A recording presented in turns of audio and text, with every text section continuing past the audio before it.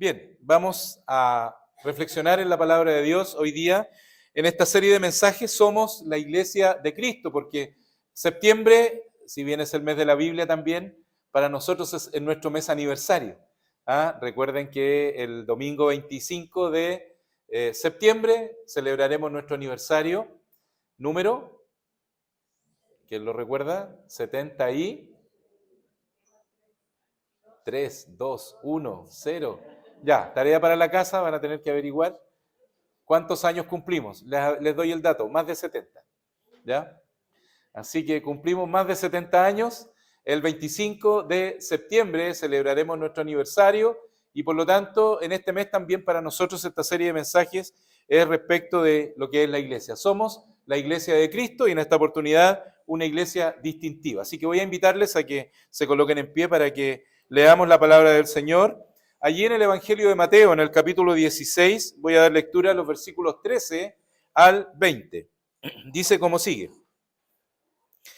Y viniendo Jesús a las puertas de Cesarea de Filipo, preguntó a sus discípulos diciendo, ¿quién dicen los hombres que es el Hijo del Hombre? Y ellos dijeron, unos Juan el Bautista, y otros Elías, y otros Jeremías, o alguno de los profetas. Él les dice, ¿y vosotros? ¿Quién decís que soy? Y respondiendo Simón Pedro dijo, tú eres el Cristo, el Hijo del Dios viviente. Entonces, respondiendo Jesús le dijo, bienaventurado eres, Simón, hijo de Jonás, porque no te lo reveló carne ni sangre, mas mi Padre que está en los cielos. Mas yo también te digo que tú eres Pedro, y sobre esta piedra edificaré mi iglesia. Y las puertas del infierno no prevalecerán contra ella. Y a ti daré las llaves del reino de los cielos, y todo lo que ligares en la tierra será ligado en los cielos, y todo lo que desatares en la tierra será desatado en los cielos. Entonces mandó a sus discípulos que a nadie dijesen que él era Jesús el Cristo. ¿Oramos? Buen Dios y buen Padre Celestial, en estos momentos, Señor, una vez más nos presentamos delante de ti, y en esta oportunidad para pedir que tu palabra pueda ser de mucha bendición para nuestras vidas. Permite que tu Santo Espíritu ilumine nuestros entendimientos para comprenderla y para asociarla, asimilarla, Señor, y por supuesto también para llevarlo a la práctica en nuestra propia vida. Ayúdanos, por lo tanto, a ser oidores, Señor, no olvidadizos, sino hacedores realmente de tu palabra. Guíanos en todo, Señor, y permite que mis palabras sean claras y sencillas. Y por supuesto, es la palabra que tú has preparado para esta mañana, para tus hijos. Permite, Señor, que la recibamos con gozo. En el nombre de Jesús. Amén. Tomen asiento, por favor. En razón de todos estos últimos días, me voy a permitir leer mejor el mensaje escrito. Lo escribí completo para no irme más allá, estar de acuerdo al tiempo y por supuesto, expresar lo que la palabra del Señor realmente quiere para nosotros en esta mañana. Distintivo, porque dice una iglesia distintiva. Distintivo es, su significado es que se distingue, diferencia, o lo que distingue, diferencia o caracteriza a una persona o cosa. Por lo tanto, la pregunta debiera ser, ¿qué es lo que distingue, diferencia o caracteriza a la iglesia de Cristo? Bueno, en realidad hay muchas perspectivas acerca de la iglesia, hay muchas visiones respecto de la iglesia. Nuestro hermano Yolener ya lo decía también, que hay muchas iglesias y hay muchas formas de cómo se ve la iglesia. Hemos sido rescatados del reino de las tinieblas y colocados en el reino del Hijo amado de Dios. La iglesia es el lugar donde habita, es decir, donde mora el Espíritu Santo. La iglesia es la administradora de la verdad divina. Somos columna y baluarte de la verdad, así nos dice su palabra. La iglesia es la administradora, ¿cierto? No solo de esta verdad divina, sino que también ella es la reunión de adoradores verdaderos que adoran a Dios en espíritu y en verdad. La iglesia es la comunión de los santos. Nos estimulamos unos a otros al amor y a las buenas obras.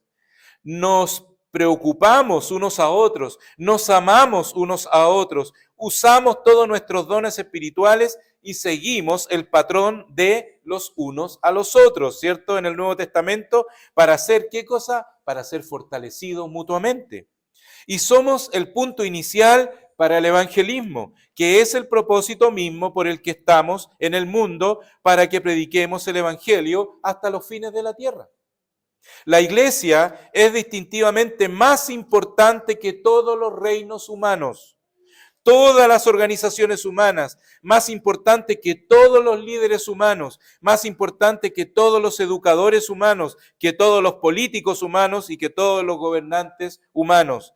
La iglesia es el cuerpo viviente de Cristo en el mundo y ha recibido el llamado de hablar la verdad de Dios con respecto a la salvación, con respecto, ¿verdad?, al amor de Dios y por supuesto hacerlo en amor a un mundo que está perdido.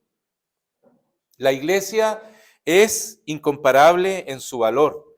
Somos administradores de las únicas palabras de vida eterna. No sé si ustedes han tomado en cuenta eso. Nos reunimos porque debemos hacerlo. Nos reunimos porque amamos al Señor y nos amamos unos a otros. Nos reunimos porque amamos su palabra. Nos reunimos porque queremos que brille la luz del Evangelio en el mundo. No vamos a hacer a un lado esta experiencia bendita, ¿verdad? Sin importar lo que enfrentemos, lo que venga en nuestra contra, porque somos la iglesia y además somos la luz del mundo. El Señor Jesús nos dijo, vosotros sois la luz del mundo. Ahora, ¿qué constituye una iglesia? Bueno, para dar respuesta a esta pregunta, veamos, por lo tanto, los pasajes que yo acabo de leer aquí de Mateo capítulo 16, de los versículos 13 al 20. Quiero detenerme en el versículo 18. Allí en el versículo 18 dice, yo edificaré mi iglesia. El Señor dijo, yo edificaré mi iglesia. Y como pastor, la verdad que yo no quiero competir con el Señor. Además que no puedo hacerlo, ¿cierto? No es mi trabajo edificar la iglesia, es mi trabajo servir a la iglesia, ¿verdad? Que el Señor está edificando conforme a lo mejor de nuestras capacidades. Esta es la primera mención de la iglesia, no sé si ustedes sabían allí en el Nuevo Testamento. Y si se fijan, no tomó mucho tiempo porque apenas 16 capítulos del primer libro del Nuevo Testamento ya aparece la palabra iglesia. Podríamos decir que en este texto que yo acabo de leer, están las marcas necesarias para identificar a la iglesia verdadera. Allí, en este versículo 18, mas yo también te digo que tú eres Pedro, y sobre esta piedra edificaré mi iglesia, y las puertas del infierno no prevalecerán contra ella. La verdad que podríamos decir, como dije antes, que en este texto podríamos resumir todo lo que es el sentido de la iglesia. Por ejemplo, las epístolas del Nuevo Testamento allí escritas por los apóstoles nos dan más información, mucha más enseñanza acerca de lo que es la iglesia, pero todo está sobre un fundamento de lo que aquí se expresa en Mateo capítulo 16, que son las palabras del mismo Señor Jesucristo. Por lo tanto, la pregunta es, ¿cómo podemos entender que somos una iglesia distintiva? Y para ello debiéramos preguntarnos cómo identificamos a una iglesia verdadera. ¿Cuáles son lo que identifica a una iglesia verdadera? ¿Cuáles son las marcas que tiene una iglesia verdadera? Podría mencionar muchas cosas, pero quiero referirme, basado en estos versículos que acabo de leer y que hemos considerado del 13 al 20, 4 principales distintivos de la iglesia. Y comencemos. La primera, una iglesia verdadera es conocida por una gran confesión. Ese es el punto número 1, una gran confesión.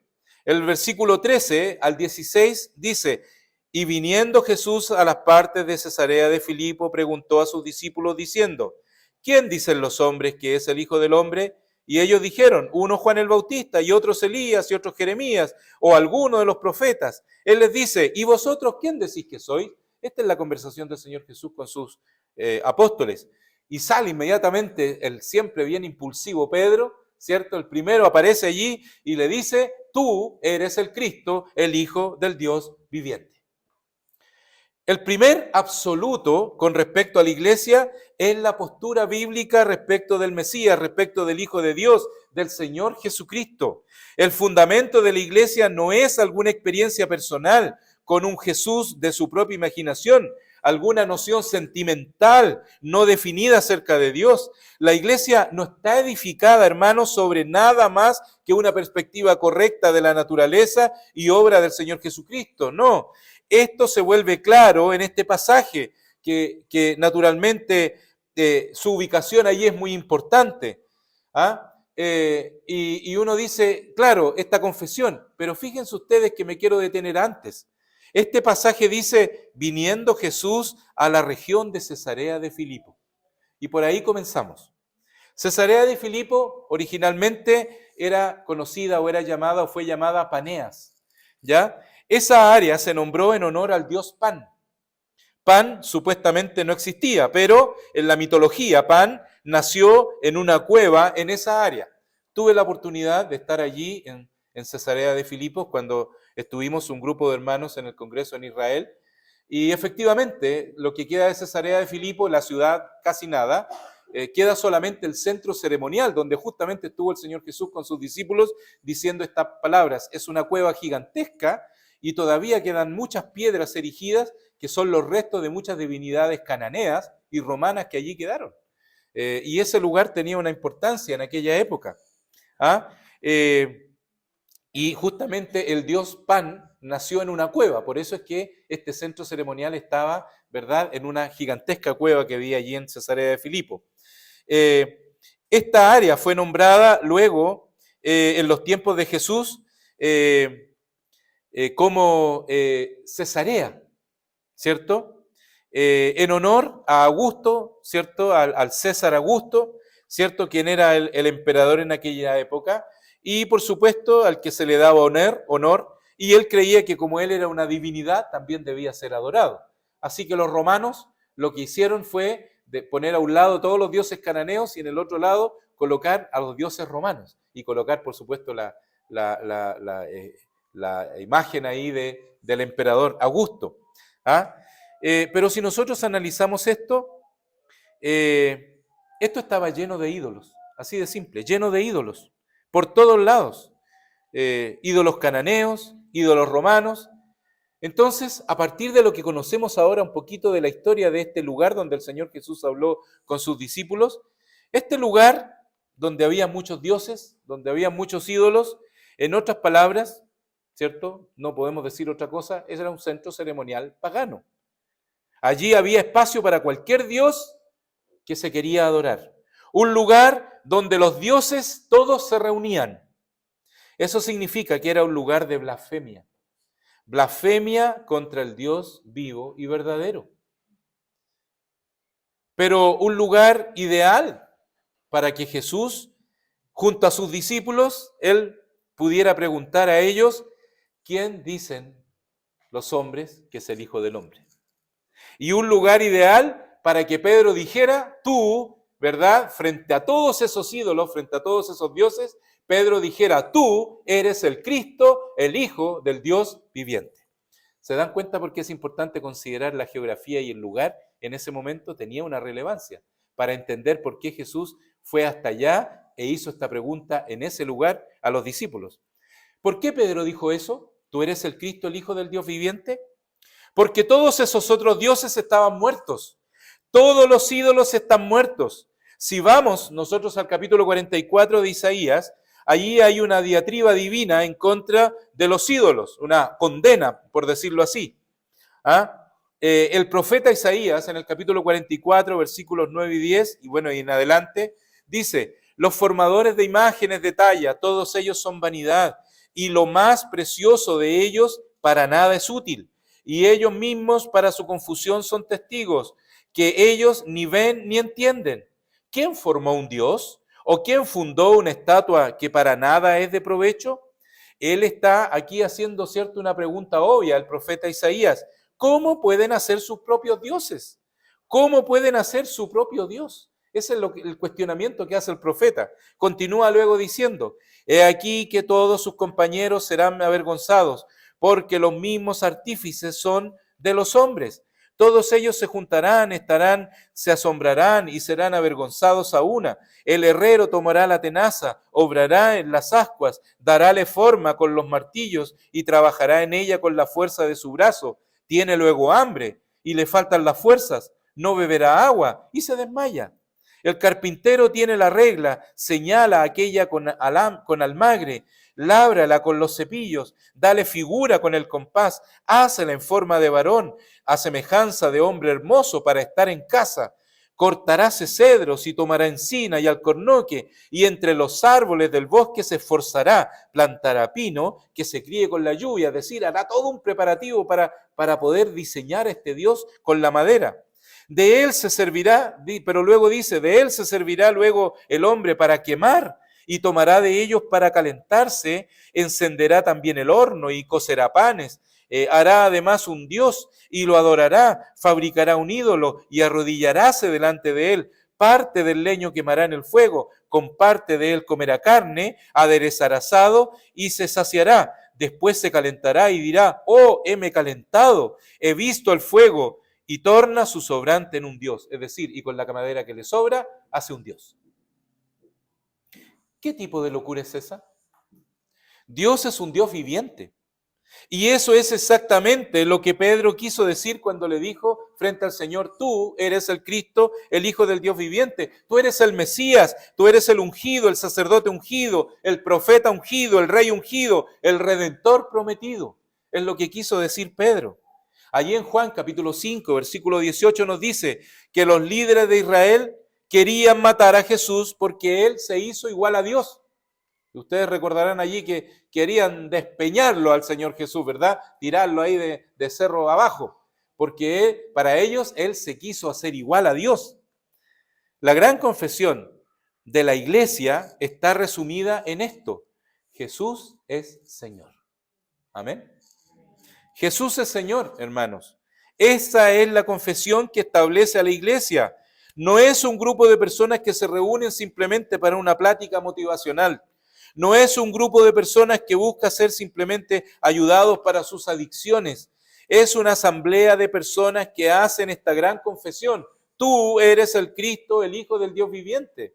La salvación solo viene de aquellos que confiesan a Jesús como Señor. Viene a ellos, a ellos, ¿verdad? Los que confiesan a Jesús como su Señor. De hecho, Juan escribe al final de su evangelio, estas, refiriéndose a las palabras, estas empero son escritas para que creáis que Jesús es el Cristo, el Hijo de Dios, y para que creyendo tengáis vida en su nombre. Entonces, esa es la razón para el evangelio de Juan, y esa es la razón para los 4 evangelios, para que creamos y para que creyendo tengamos vida. Todos los creyentes en la iglesia, todos los creyentes verdaderos dicen lo mismo. Son unánimes en la persona de Jesucristo. ¿O hay alguien aquí que no esté de acuerdo con la persona de Jesucristo?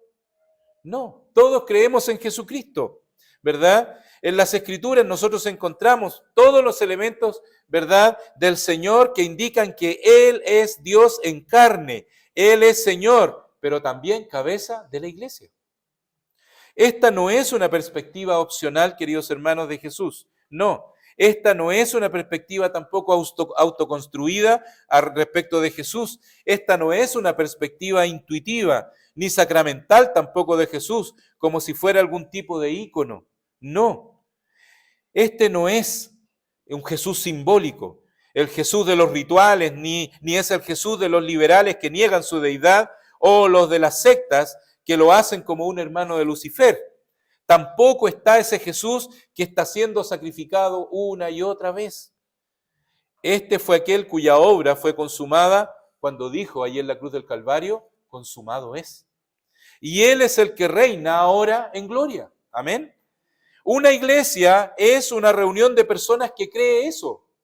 Realmente, hermanos, es horrible siquiera pensar que hayan iglesias con personas que ni siquiera saben esto, y mucho menos necesariamente lo creen. Tú eres el Cristo, dice Pedro, el Hijo del Dios viviente. Tú eres el que es uno con el Dios eterno viviente, en el fondo, dice eso. Después de su resurrección, ¿ustedes recuerdan que fue lo que dijo Tomás? Tomás, ¿verdad? Se arrodilla ante el Señor y ¿qué le dice? Señor mío, ¿y qué más? Y Dios mío. Le reconoce como Señor y también le reconoce como Dios. Y ustedes también han de acordarse allí en San Juan capítulo 6, cuando Jesús increpa a sus discípulos diciéndole, ¿acaso ustedes se quieren ir también? ¿Queréis iros vosotros también? Cuando ellos se quejaron que era dura la palabra del Señor. ¿Cuál fue la respuesta del apóstol Pedro? Señor, ¿a quién iremos? Tú tienes palabras de ¿qué cosa? De vida eterna. La iglesia es una reunión, una congregación de personas que no solo saben quién es Jesús, sino que le conocen como su propio Señor y Salvador. El apóstol Pablo dice, miren, yo predico a Cristo, a donde quiera que voy yo predico a Cristo. No quise venir a preguntar y saber sobre sus cosas, le dice a uno en una de sus cartas, ¿verdad? Yo me propuse venir a contarles acerca de Cristo, no a saber de ustedes. Yo vine exclusivamente a hablarles de Cristo, ¿cierto? Tan elemental para la iglesia, por lo tanto, es, ¿qué cosa? La cristología. Y por eso no solo estoy hablando de algún tipo de expresión sistemática de quién es Él, sino estoy hablando, hermanos, de un conocimiento profundo de todo lo que Él es, y eso es lo que debe entender la iglesia. Miren, primero dijimos que una iglesia verdadera es conocida por una gran confesión, es decir, el primer absoluto con respecto a la iglesia es la postura bíblica que nosotros tenemos respecto del Señor Jesucristo. ¿Quién es el Señor Jesucristo? Él es el Hijo de Dios. Ahora, en segundo lugar, lo que hace distintiva a la iglesia es una gran comunicación también. Jesús dijo ahí en el versículo 17 de Mateo capítulo 16, bienaventurado eres Simón, hijo de Jonás, porque no te lo reveló carne ni sangre, sino mi Padre que está en los cielos. Pedro es bendecido, él recibe gracia al haber recibido por parte del cielo, ¿cierto?, la revelación acerca de Cristo. La confesión de Pedro no viene debido a su intuición, sino debido a la comunicación de Dios, porque dice, te lo reveló, ¿cierto? Revelado, que viene del griego que es apocalupto, ¿cierto? Que es descubrir, y no vino por carne ni sangre, como se lo dijo aquí el Señor a Pedro, porque obviamente el apóstol Pablo nos recuerda que el hombre natural no puede percibir las cosas que son del Espíritu de Dios, ¿cierto? Es lo que nos dice el apóstol Pablo. Y Pablo también dijo en la misma carta, allí en 1 Corintios, que la predicación de Cristo, ¿cierto? Esa predicación de la cruz es para aquellos que se pierden, simplemente es locura, no la entienden. ¿Ah? Y por lo tanto, Él es revelado no por carne y sangre, eso es lo que quiere decir el Señor Jesús, ¿verdad? Sino por Dios que está en los cielos. Pedro, esto no es tu capacidad intelectual, no es porque eres brillante pensador. No, esto te lo reveló mi Padre que está en los cielos. Es decir, las verdades de Dios nos son comunicadas. No, esta iglesia no predica a Cristo porque tiene un pastor que es un brillante genio que ha entendido muchas materias. No. Simplemente lo que predicamos es lo que Dios nos ha revelado. ¿Por medio de quién? De su palabra. Por eso es que dice, no sucede por carne y sangre. Y esto me hace justamente regresar al Evangelio de Juan, allí cuando Jesús está conversando con Nicodemo, y Nicodemo pregunta, ¿qué hago para nacer de nuevo? Él está hablando espiritualmente. ¿Qué hago? Él dice que tengo que volver a nacer. Le estaba diciendo, ¿verdad?, que aquel que era el maestro de Israel no es añadir algo a tu vida. Tienes que regresar al pasado y comenzar desde el comienzo. Tienes que volver a nacer y volver a empezar. ¿Y cómo sucede eso? ¿cierto? Nicodemo está preguntando. ¿Y Jesús cómo le responde? Le dice, mira, el viento de donde quiere sopla, el viento para donde quiera va, ¿cierto? Ni oyes su voz, ni sabes de dónde viene y para dónde va. Así es todo aquel que es nacido del Espíritu. Y yo diría, qué respuesta más extraña, ¿cierto? Cuesta un poco entenderla. Jesús no le dijo a Nicodemo, repite esta oración. No le dijo a Nicodemo, repite estas palabras. Él dice, esa es una obra espiritual, Nicodemo. ¿Ah? Esa es la obra del cielo. Pero sabemos que esa obra se lleva a cabo mediante un instrumento. Y ese instrumento, según 1 de Pedro capítulo 1, versículo 23, es que somos renacidos mediante, ¿qué cosa? Mediante la palabra de verdad. No puede confesar a Jesús como Señor a menos que sea por el Espíritu de Dios, haciendo que sea clara la palabra de Dios en nuestras vidas. Por lo tanto, hermanos, una iglesia se concentra en la gran comunicación celestial y esa es la palabra de Dios. Es decir, la iglesia tiene como distintivo comunicar buenas nuevas. ¿Y de dónde están esas buenas nuevas? En la palabra de Dios. Es decir, nosotros somos los comunicadores de la palabra de Dios. Toda la Escritura trata acerca de Cristo. El Antiguo Testamento apunta a Él y la expectativa, ¿cierto?, de Cristo. Los evangelios anuncian su encarnación. El libro de los Hechos, su proclamación. Las epístolas paulinas, ¿verdad?, y todas las cartas de los demás apóstoles, su explicación. Y el libro de Apocalipsis, por supuesto, nos muestra su glorificación. Una iglesia se somete a las Escrituras, es sumisa a las Escrituras, no busca ideas inteligentes, busca la palabra que viene del cielo, es decir, la palabra de Dios. Recordemos, queridos hermanos, que la palabra de Dios es viva y eficaz y más penetrante que toda espada de dos filos. Entonces, ahora nos volvemos a aquello que viene a nosotros desde el cielo, ¿cierto? Y es tan poderoso saber estas cosas, queridos hermanos. Miren, leamos nuevamente el versículo 18. Mas yo también te digo que tú eres Pedro, y sobre esta piedra edificaré mi iglesia, y las puertas del infierno no prevalecerán contra ella. ¿Qué es lo que el Señor está diciendo aquí? Él está diciendo que sobre la roca, Pedro, o sobre la confesión, en el fondo, que tú has hecho, Pedro, es decir, tú eres el Cristo, el Hijo del Dios viviente, esa confesión verdadera, ¿verdad? Mi iglesia será edificada sobre la verdad que viene del cielo. No sobre una verdad que dijo, que se le ocurrió a Pedro. ¿Se dan cuenta? Entonces, la iglesia está edificada sobre la gran confesión y una gran comunicación. ¿Se entiende? Podemos decir más, sin duda, acerca de esto, pero veamos la tercera cosa que distingue a la iglesia de Cristo. Y la tercera cosa que distingue a la iglesia de Cristo es, dijimos, una gran confesión, ¿cierto? Una gran comunicación, que es la palabra de Dios, todo por medio de la palabra de Dios, y ahora un gran contraste. ¿Cómo es eso? Y esto es sorprendente. Vamos al versículo 20, ¿les parece? Entonces mandó a sus discípulos que a nadie dijesen que él era Jesús el Cristo. Miren, la verdad que cuando estudiaba esto suena extraño.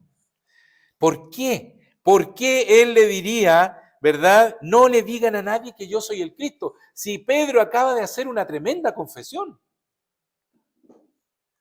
Y si ustedes y yo hemos reconocido al Señor y hemos hecho esta gran confesión, lo que uno quiere es ir a contarle a otros, ¿cierto?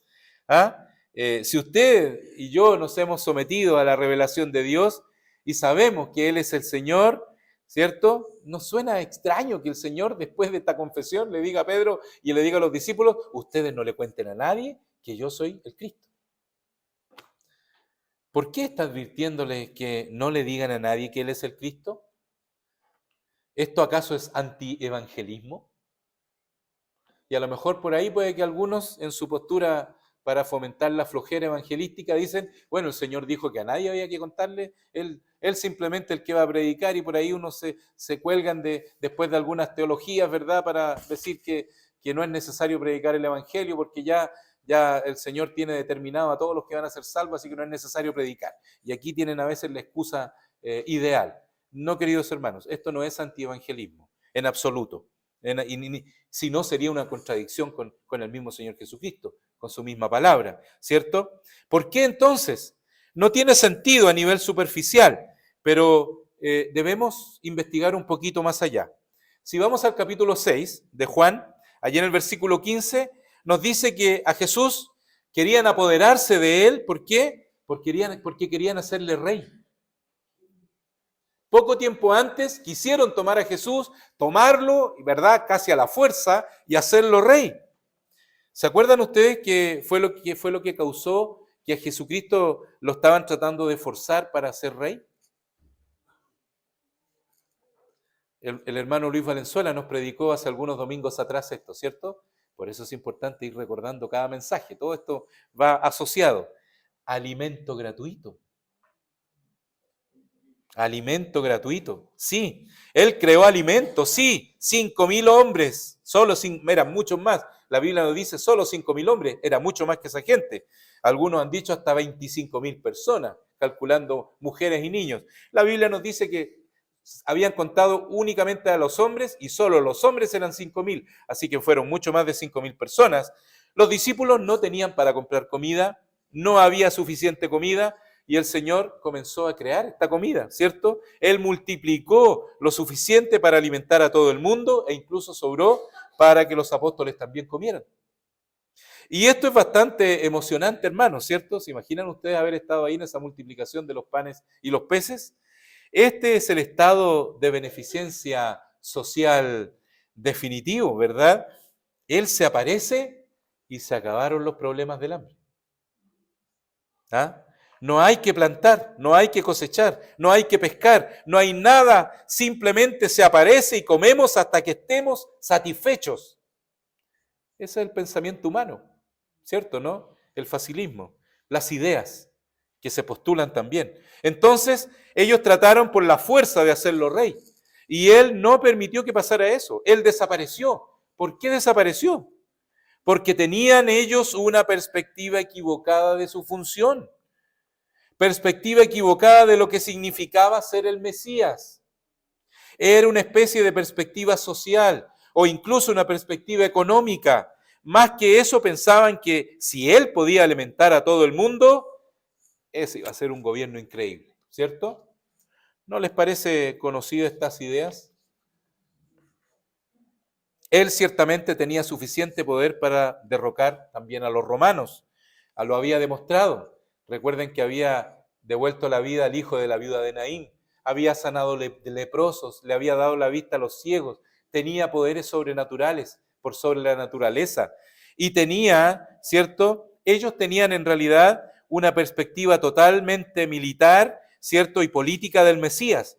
Cuando el Mesías viniera, así iba a ser, decían ellos. Él iba a hacer que Jerusalén, que Israel, fuera la joya del mundo. E iba a ser un estado de beneficencia. Iba a haber alimento para todo el mundo, abundancia de todo. Lo que todo mundo quiere jamás, ¿verdad? O que necesitara, ¿verdad? Él iba a acabar con los enemigos.